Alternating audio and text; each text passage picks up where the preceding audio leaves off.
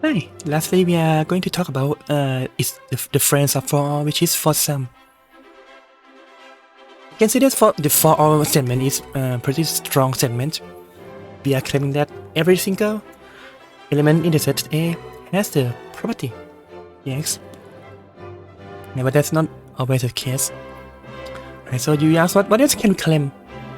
If you have a set, let's say you have a collection of something, you can claim that everything in this set has this property. Another way you can claim is you can claim that something, just something, maybe 2, 3, 4, 5, or even 1, even a single element has the statement.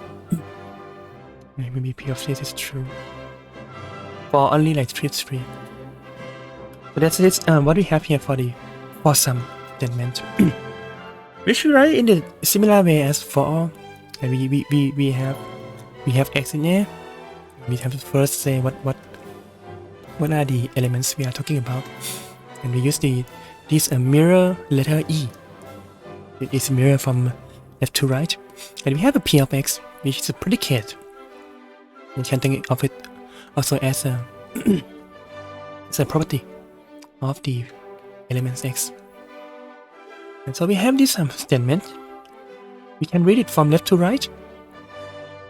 You can either read it as for some,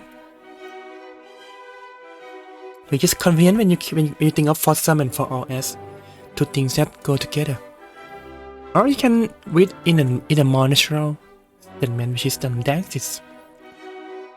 And for if you claim that something in this set has this property, it's the same as claiming that there exists somewhere there exists some element x that such that P of x is true, so that it makes this predicate true. For instance, we can claim that there exists a monkey that can speak Spanish. So that's a claim. What I'm claiming about is I'm claiming that I'm making a claim about all the monkeys on Earth. And say that some of them can speak Spanish. You know, can you determine whether it's true or false based on just this sentence alone? It should be false, right? If it's true, then it's gonna be a breakthrough in science. It's false. Why? It is false because it is. And because we kind of that's let's say there's a biological limit of what monkeys can do right now. And so, but suppose let's say we don't know whether it's true or false. We have to ask what should we how to prove this statement if it's true, and how to prove this statement if it's false. Let's start from 2. How can you show that there exists a monkey who can speak Spanish? What you do is you just buy a monkey that can speak Spanish. Simple enough. And claim that some of them can speak Spanish. Here it is. Look at this thing. Look at this adorable monkey trying to speak Spanish. But you don't understand because you don't know Spanish anyway. Unfortunate. Right. But in this case, just find an example. Just a single example suffices to prove it's true. But how to show that it's false? How do you show that this claim is false? Does it suffice that if I say, okay, all the monkeys I know can speak Spanish? All monkeys I know can speak Spanish? No, you can't, because you are making a claim. You are making a universal claim about monkeys on Earth, on this planet, or maybe outside. Right? So, yeah, to disprove that, to disprove statement, it's not enough to just look at the monkeys, you know. And what you have to do is you have to show that every single monkey cannot speak Spanish. Let's think about it for a second. How did you know that this one is false? If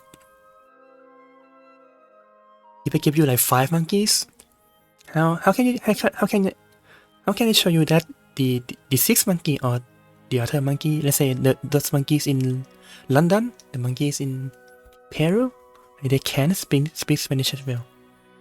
It doesn't prove, right? I'm not giving you enough examples of monkeys who can speak Spanish.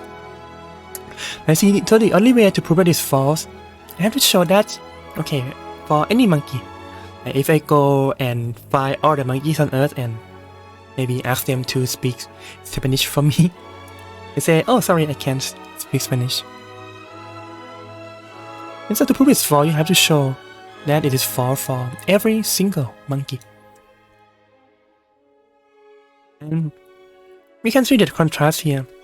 This is the same as for all. The contrast is that one of them is easy to prove. To prove it is true, it's easy. Because the claim is so weak that it is kind of trivial to be true. Let's find one single example. But it is difficult to prove it's false.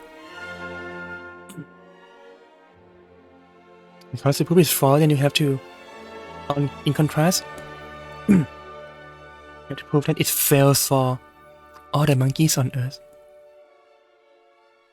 So this is what we have here. So we define the for some in this natural language, and then we say how to prove it's true or false. To prove it's true, you have to provide just one example. It has its property. But the truth is false. You have to you need to show that none of them makes it true. And when you say none of X makes it true, that's the negative. We can move around. This is the same as for every X, and this is false.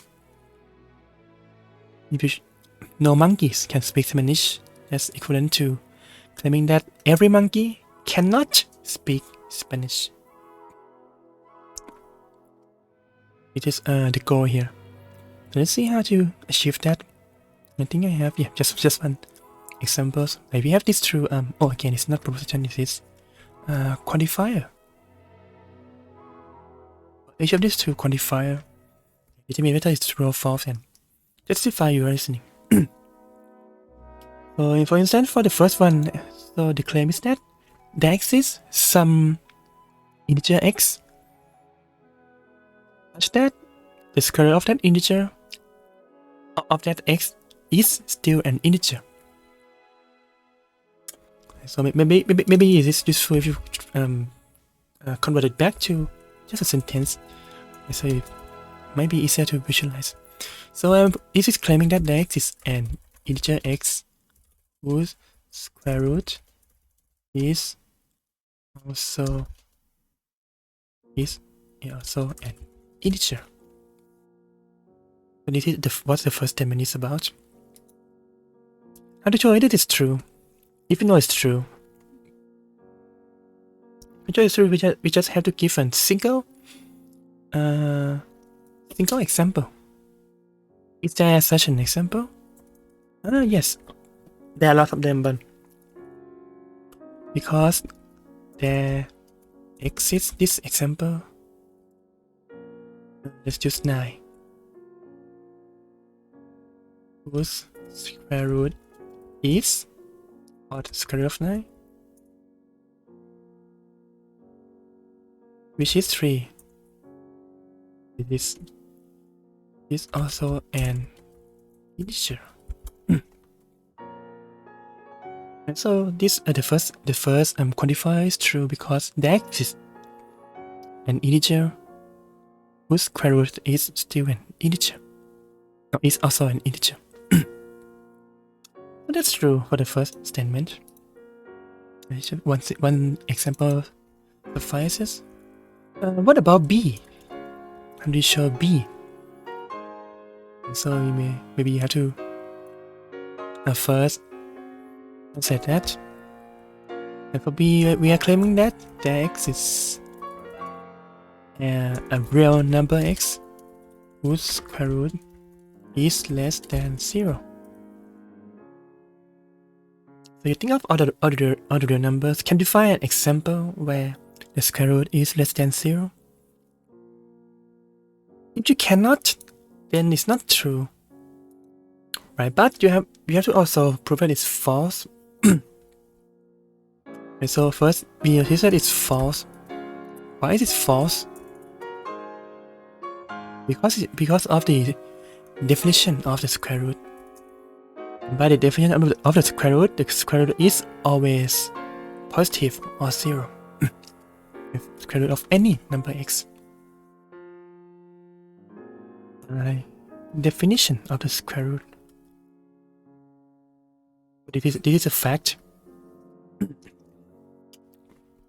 Right, that means we say it's false.